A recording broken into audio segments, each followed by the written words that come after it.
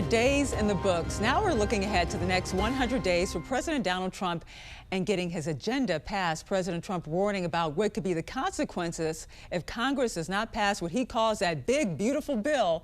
Joining us now to discuss is Tennessee Senator Blackburn. Good morning. Thank you for joining us. Morning.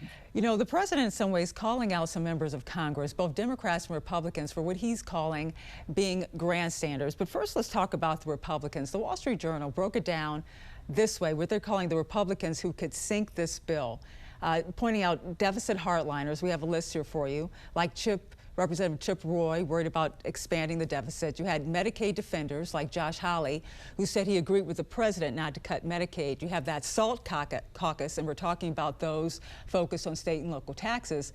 And then the Inflation Reduction Act protectors, Republicans whose states directly received billions of dollars towards clean energy through that Inflation Reduction Act. Going into this, what does compromise look like in bringing all of these different factions together? Yes, and compromise is going to center on making the tax cuts permanent based on current policy. And that is where there is unity. Now, when you talk about some of the other areas, people have add-ons that they're going to advocate for, people that have the SALT states that want to reinstate SALT, or those that are focused on particular areas. But there are some important components here. First of all, no one is cutting Medicaid. Medicaid beneficiaries are not going to see a cut. Social Security beneficiaries are not going to see a cut. Same thing for Medicare. So let's move that off because it's not going to happen.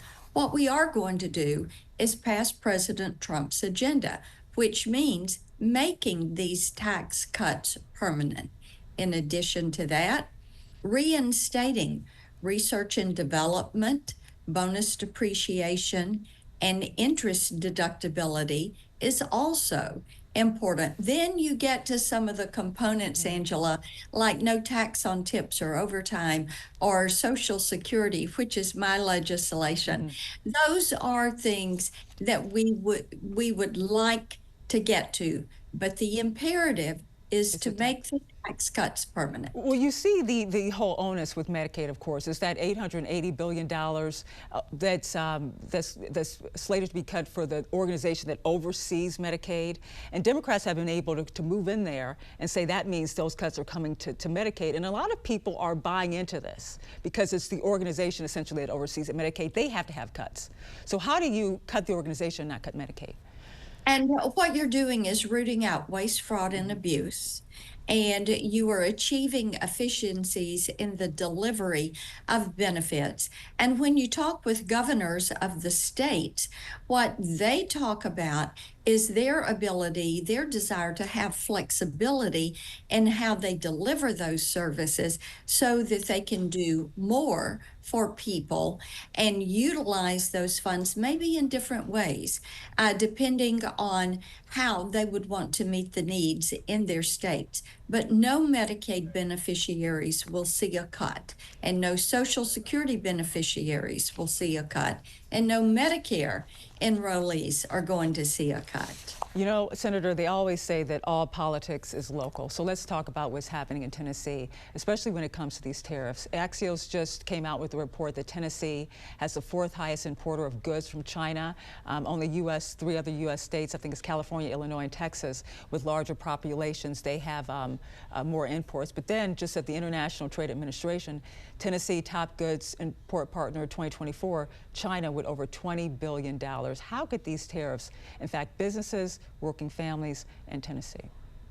And the number that you're reporting centers much on the auto manufacturing that is in our state, with Volkswagen, Nissan, Toyota, GM.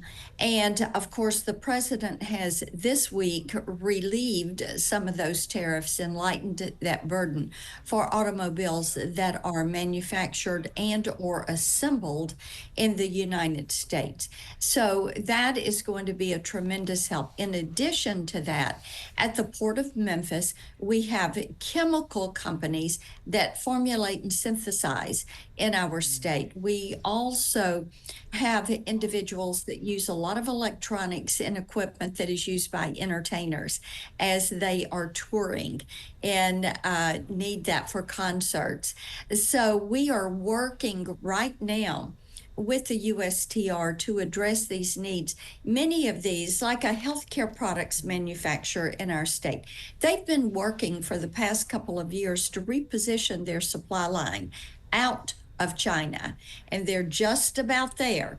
But they're going to need a little bit of help to complete that transition and not increase the prices of their items in the marketplace. Now, Senator, I want to get to this quickly because you've been on the front lines of really championing online protections for kids online. And you recently made statements regarding Meta putting profits over kids' safety, and that Wall Street Journal report about the Meta chat box and sexually explicit chats with minors. What can you tell us about this? What are your concerns? And what do you think should happen here? Angela, you are so right about protecting our children in the virtual space.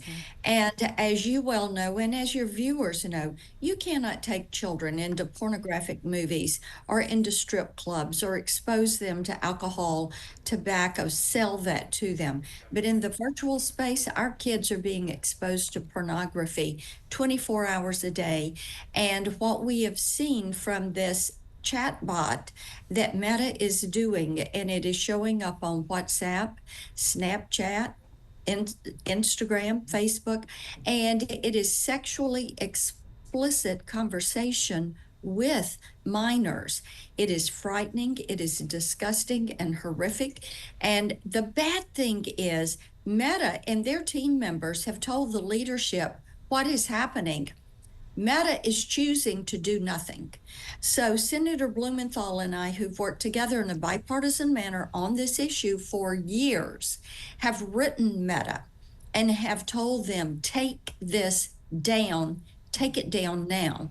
And it also has renewed the call from our Senate colleagues. We passed the Kids Online Safety Act 91-3 last year, and now it is up to the House. We're going to pass this bill again this year. We are sending it to the House. We're calling on the House to get their act together and pass. Let's get it to President desk protecting kids. Senator, thank you so much for joining us. We're going to keep following that bill and see what unfolds with Meta. Thank you once again, Tennessee Senator Marsha Blackburn.